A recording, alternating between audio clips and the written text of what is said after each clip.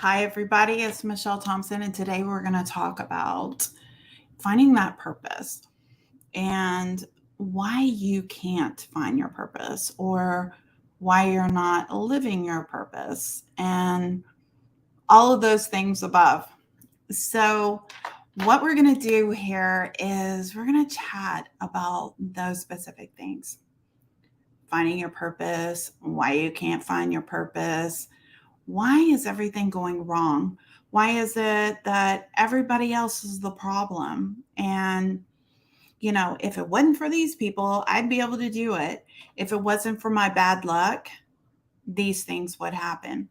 What is it specifically that is keeping you from going where you need to go? So that's what we're going to be talking about today. And let's just go ahead and dive into it. So, I'm gonna clean my glasses real quick. Hold on. Okay. So your purpose. Some people I've talked to, they have no clue what that is. So let's just dive into the reasons why you are not in that space. Why is it that you might know what it is, but you can't seem to get there? So I hear a lot of I can't stop this, I can't get organized, I can't wake up in time, I can't stay on schedule, I can't be disciplined. These are all things that I hear all the time from people. But I'm going to propose something completely different for you. We're going to go over a couple of techniques to kind of get outside of that. And then I'm going to provide to you a new way of thinking, a new philosophy, a new reality that is going to really make you step outside of that box. Okay?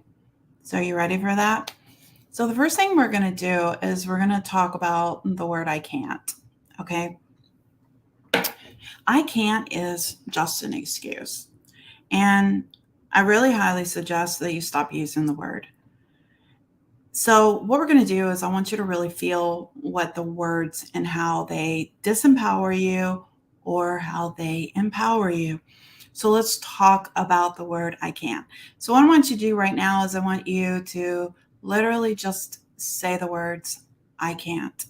Close your eyes, really pay attention to your body, and then say I can't. And then don't do it sarcastically. Actually, say it with meaning, like you really mean it.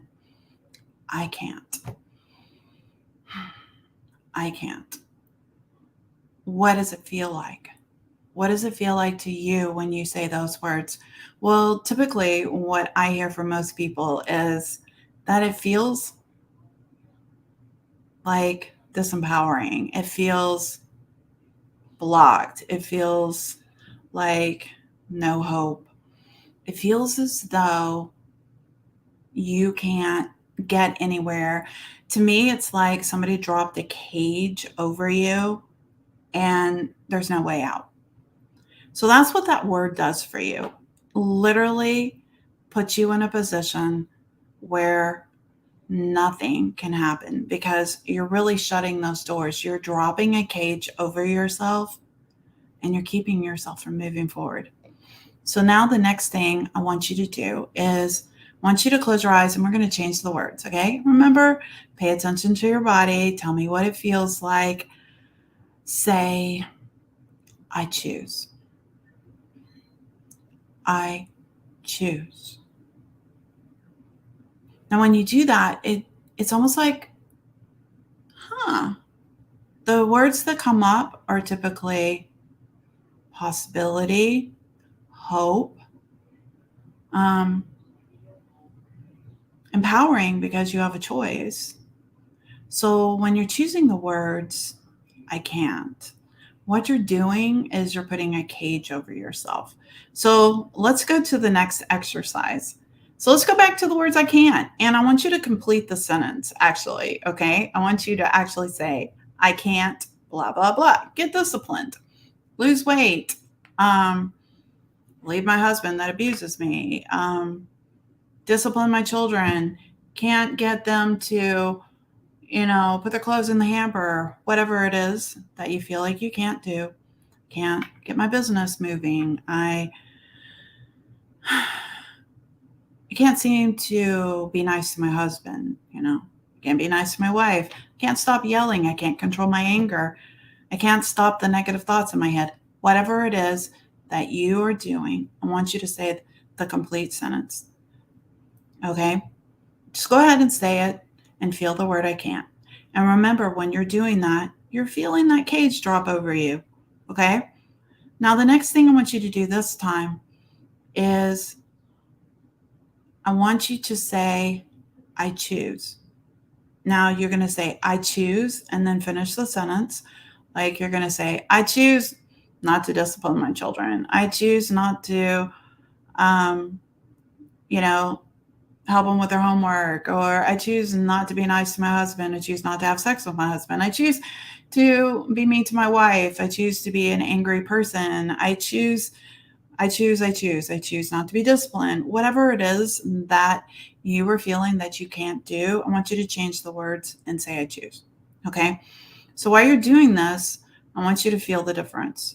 Feel the difference between I can't and I choose. Remember, choice empowers. Because the reality is not that you can't, because you really can. You don't have a broken leg or a broken hand, or nobody's holding you hostage, and there really is no cage there. It's just not easy. It's not comfortable. It's overwhelming. It's a struggle. And that's the reason why you're not doing it. And maybe it's hard, and maybe you don't know how. So what you want to do here is acknowledge within yourself. You want to be truthful to yourself, okay? Because this is the first part of finding the purpose. Because when we are telling ourselves a story that is really a lie, you are literally shutting the doors to a new sense of purpose, a direction that you need to go. So when you say I choose, then you want to ask yourself why you're choosing that. Because a lot of times, if you understand why you're choosing it, what ends up happening is you can choose a different way, and you can choose a method to get you there, or you can let go of that thing, or you can find a way around it, or you can say, you know what, I'm too tired. Okay, well, that's a legitimate excuse. Like really, you may be tired. So what can you do to make yourself not tired? What can you do to adjust your schedule? There's options when you say I choose and you realize why you're choosing it, instead of just saying I can't, which is a cop out. So now that we kind of understand that it's a choice, what I want to do now is I want to ask you a question. What is the reality in which you live in right now? What is that reality?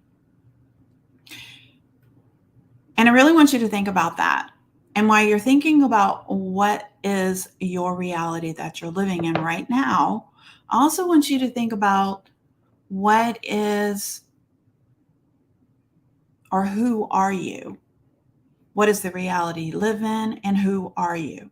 And when you think about those words and you really think about that, probably the first thing you're going to say is what you see and what's around you. Well, I have a lot of chaos, and I'm an angry person, or I'm undisciplined. All those things are going to be like, the world's a shit in a handbag. I can't seem to accomplish this, blah, blah, blah. Okay. So when you look at that and you say, this is my reality, and then you look at who are you? Okay. So let's look at that part too, because this is a multiple part situation here. Who are you? Who are you when it comes to your life? So I'm going to ask you that question. Who are you? And what is your reality? Who are you and what is your reality? Well, most people answer the question, who am I, by saying, I'm a teacher, I'm a nurse, I'm a mother, I'm a doctor, I'm a lawyer, I'm a friend, I'm lazy, I'm angry, I'm mean, I'm this, I'm that, blah, blah, blah. All those are descriptions of what's going on in your life. That's not who you are. Okay. So those answers are wrong. So if you start to say, I'm a person trying to figure things out, still wrong. Pretty much almost any answer that you come up with is going to be wrong, because that's not who you are. Because usually when I ask my clients this question, they always get it wrong. Most people, it takes a while for them to get the answer, and most don't even get the answer. So we're going to look at this. And when you understand who you are, then you're going to be able to understand how to step into that purpose. Okay. So the first thing I said was stop using the word I can't, use the word I choose. Find out why you're choosing that. I'm tired. I'm lazy. It's overwhelming. It's too hard. Really be honest with yourself, because once you're honest, you can solve the problem. You can find a solution to that. But if you're always telling yourself, I can't, you're putting a cage over yourself and there's no movement. But when you own it and you say, I choose, then when you say I choose, then what you're doing is you're giving yourself permission to choose differently by finding a solution to that problem. Okay, so now that you understand that part, now we're going to say, who am I? Who am I? Well, you're not Michelle. You're not the girl with the black glasses wearing silver earrings. You're not the person who has these statues in her office. You're not the person who has a pink cup. You are not a doctor, a lawyer, a teacher, a stay-at-home mom or wife or mother and all that other stuff. You're not a person that sells makeup. You're not any of those things. So then who are you? So let's look at this a little deeper. So what if I was to say, hypothetically, anyone who doesn't agree with this, don't go biting my head off. What if I was to say that you lived in another life, another time, a past life, and in a past life you were something completely opposite of what you are now? Would that be who you are right now? Would that be your reality? And I really want you to think about that. Who are you? Who are you? If you're not yourself, you're not a doctor, a lawyer, a teacher, a mother, a friend, compassionate, loving, kind, angry, hateful, this, that, the other, undisciplined, disciplined, this. Those are all descriptions. Okay. So if that's not who you are, then who are you? And if you had a past life in the past and you were somebody completely different, would that be who you are? Because you're not a doctor now. Well, maybe you are, maybe in a past life you weren't, Those things are not who you are. So I really want you to think about that. I want you to process who you are. Who are you? Now, once you kind of start thinking about that and you start to realize that you don't know who you are, okay, some of the things that you're probably going to answer are going to be things that you think about, that's in your brain or that you've experienced or that you remember. So if you're not your past life, because that's not what you're living in the present, right? So then that also means that anything in your past in this life isn't who you are right now either. Because in your past, you were in elementary. Are you still in elementary? No. In the past, maybe you were going to college. Are you still going to college? Maybe you are, maybe you're not. But you cannot relate yourself to the things in the past. This is why people hold on so much to the past and they can't let it go, because they don't realize, they still keep on thinking that's who I am, that's what's affecting me. No, all you're doing is bringing the past into the present, and then that becomes your reality. So if you're not your past life, if you're not your past, then who are you? You're not a doctor, lawyer, friend, mother, kind, loving, angry, hateful, disciplined, undisciplined, fat, skinny, this, that, and the other. You're not all those things, and you're not your past, and you're not your past life, and you're not all these descriptions of the things that you've done in this life. Then who are you? So I'm going to go ahead and give you a clue because this is a really hard one. So who you actually are is a spiritual being. And who you actually are is a spiritual being having a human experience. Now, if you look at it from the aspect of I'm a human being having a spiritual experience, well, then you're probably kind of screwed because it's too hard to have a spiritual experience as a human being. But if you look at it like I'm a spiritual being having a human experience, then it opens up a whole world. I am a very powerful spiritual being. I have chosen to have a human experience. So if you can look at it from the aspect of I am a very powerful spiritual being choosing to step into this world to have a human experience, then that opens up things for you. Well, if you were this powerful spiritual being and you plopped yourself into the body that you're in right now, what are you going to do with it? Who will you be? Well, the answer to that is you are the person that you choose to create. And that is the final answer. You are the person that you choose to create.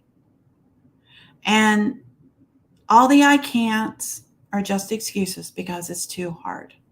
It's because you're caught in a rhythm, and that rhythm has become a habit, and that habit is hard to break. Of course, all habits are hard to break. Regardless of what that habit is, it's always hard to break. But the truth is that you are who you choose to be. If you choose to be abused, if you choose to be a victim, if you choose to be undisciplined, if you choose to not be successful, if you choose to be angry, if you choose to be a mean person, if you choose to whatever, those are all choices. And choices can make different choices. So by owning that everything that you've done so far has been a choice and you've chosen that for various reasons, then you can actually own the fact that you're capable of making a different choice. Okay, so let's move forward. If I'm capable of making a different choice, then I can tap into the part of me, the spirit part that chooses and desires something different. So, so let's look at that for a second. I'm a spiritual being and I decide I'm going to go into this body and I'm going to have a human experience. So I'm in this body trying to have a human experience and it's hard. Okay. It's not easy. So when you are doing that and you just pop in here and you're saying, what am I going to do? Well, the brain is going, that's too hard. This is that. And so now you've got the spirit and the brain arguing against each other. Now they're not in alignment. Your spirit and your brain is not in alignment with each other. So it's chaos inside. No wonder nothing can happen. No wonder you can't figure it out. No wonder you feel trapped. No wonder you feel like you're lost. It's because the mind and the spirit is not in alignment. I'm going to say that again. Your mind and your spirit is not in alignment. And as long as you are allowing your brain, who's basically just a program based on the experiences that you've had, run the show, then your spirit is always going to be in pain. And it's always going to be trying to fight for control. Okay? And that's a hard road to take. So if you are battling this battle of spirit wants to be in control, mind wants to be in control, why would you give the mind that power? Why wouldn't you train the mind to do the things you want and then hand it over control? Because now it's in alignment. You see, right now it's been trained by other people, your mom, your dad, your cousin, your friends, and all this other stuff, your boss and everything. And it's all been trained to be the person that they wanted you to be, okay? Not the person you wanted. And as long as you're following everybody else, your brain and your spirit are going to be fighting. And there's no way out of that.